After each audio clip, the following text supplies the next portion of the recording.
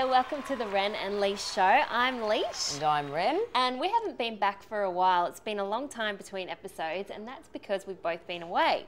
Now, I've been in America for a few weeks where it was very cold, but it was heaps of fun. I went to New York and I did lots of shopping. I did skiing in Vermont.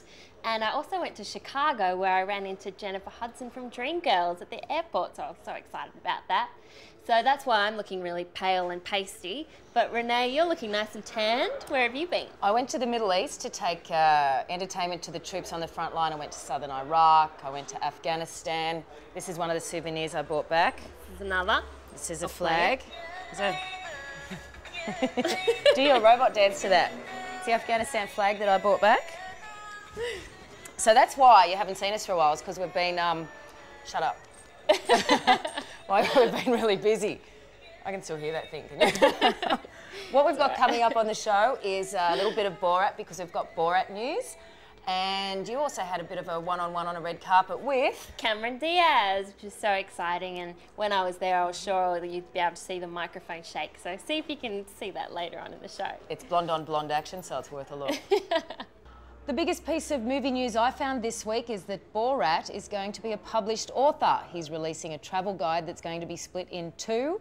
There's going to be a guide for US citizens to Kazakhstan, what to do, how to get around and sights to see, as well as writing his own guide to the United States. So we're looking forward to seeing that.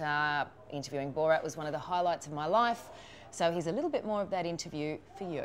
What Australian animal would you like to get, say, up close and personal with? I would very much like to meet this animal called a kangaroo. Kangaroo, yes. My brother is a retard, and he also have a pouch in his skin, a fold of skin, which he used to keep his porno. He liked to very much to rub all day because he is sex crazy. He also have a very big arms and a head the size of a chicken and 200 teeth, 3 of which are in his nose. Now it's time to talk about the big cinema release at the moment, and it is Shrek The Third. I give it 3 out of 5. It's good that all the original cast came back, but third also rhymes with turd. And out of the 3 films, Shrek 1, 2 and 3, it isn't quite as good. I love Donkey though. Donkey can do anything. And Puss in Boots. Yeah, I love Puss. Yeah, but you know, it's the third. What do you think? Well, I thought it was good. I really enjoyed it, but it's not the kind of film that I would go and see again. Like, the third time along, things are starting to get a bit predictable. All the jokes are a little bit obvious. It's still really cute and fun, and I did enjoy it. I give it 4 out of 5, and I think kids will love it. But yeah, third time around, not as good as the first or second. But I was lucky to go to the premiere of Shrek the Third here in Australia, and I got to speak to Miss Cameron Diaz on the red carpet, which I was very excited about. The voice of Fiona. So here's a little bit of me chatting to Cameron Diaz. Tell me about the voiceover process, because I imagine that must be quite weird, acting only with your voice and by yourself.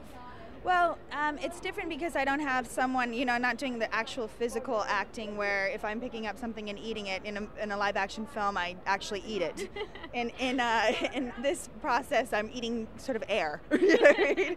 Which is odd. The director actually does the voices for us while we're in the room. You know, it's just a different process, but still it's acting. On Movie Extra, we have Movies That Matter. On the Ren and Leash Show, we have Movies That Matter to me.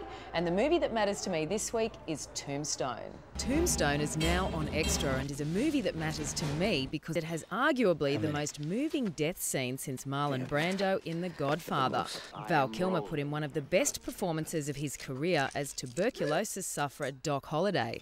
He got all the great lines too. I've not yet begun to defile myself.